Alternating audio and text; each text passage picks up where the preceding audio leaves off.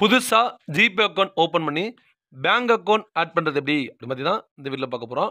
இந்த வீடியோவை ஸ்கிப் பண்ணாமல் ஃபுல்லாக பாருங்கள், அப்போ தான் புரியும். ஃபஸ்ட் டைம் அதை பண்ணால் சப்ஸ்கிரைப் பண்ணிக்கோங்க. மொபைலில் ப்ளே ஸ்டோர் ஆப்ஷன் வந்து போய்க்கோங்க.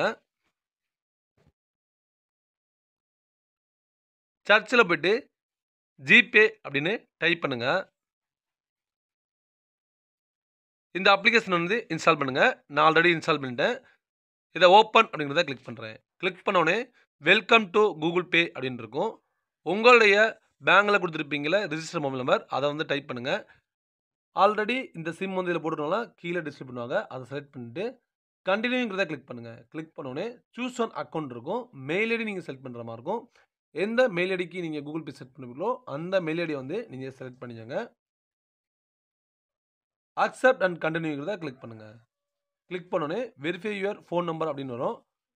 உங்களுடைய மொபைல் நம்பருக்கு வந்து ஓடிபி சென்ட் பண்ணுவாங்க. ஆட்டோமேட்டிக்காக அது வந்து அக்செப்ட் ஆகிக்கும்.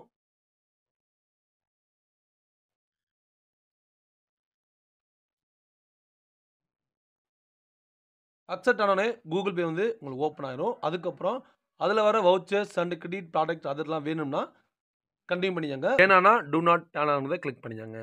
ஜிபே அக்கௌண்ட் வந்து ஓப்பன் ஆயிடுச்சு.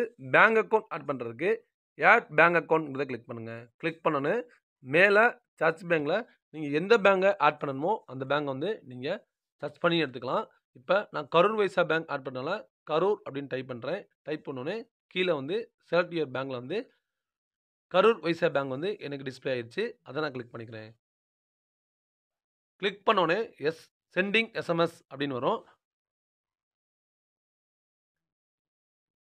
வெரிஃபைங் நம்பர் வந்து வெரிஃபை ஆகிட்டு உங்களோட மொபைல் நம்பருக்கு வந்து ஓடிபி ஆகும். அந்த ஓடிபி வந்து ஆட்டோமேட்டிக்காக வந்து அக்செப்ட் ஆகும். அக்செப்ட் ஆனதுக்கப்புறம் உங்களுடைய ஏடிஎம் கார்டு நம்பர் வந்து டைப் பண்ணுற மாதிரி இருக்கும். டைப் பண்ணிடுங்க. லாஸ்ட் நம்பரை டைப் பண்ணிட்டு உங்களுடைய ஏடிஎம் கார்டில் இருக்க மந்த் இயர் இனிமேல் டைப் பண்ணிட்டு கண்டினியூங்கிறத கிளிக் பண்ணுங்கள். கிளிக் பண்ணதுக்கப்புறம் யூபிஐ நம்பர் கேட்பாங்க. சில பேங்கில் வந்து 4 இருக்கலாம், சில பேங்கில் வந்து 6 இருக்கலாம். உங்களுக்கு என்ன கேட்குதோ அதை வந்து 4 நம்பர் யூபிஐ நம்பர் வந்து செட் பண்ணிடுங்க.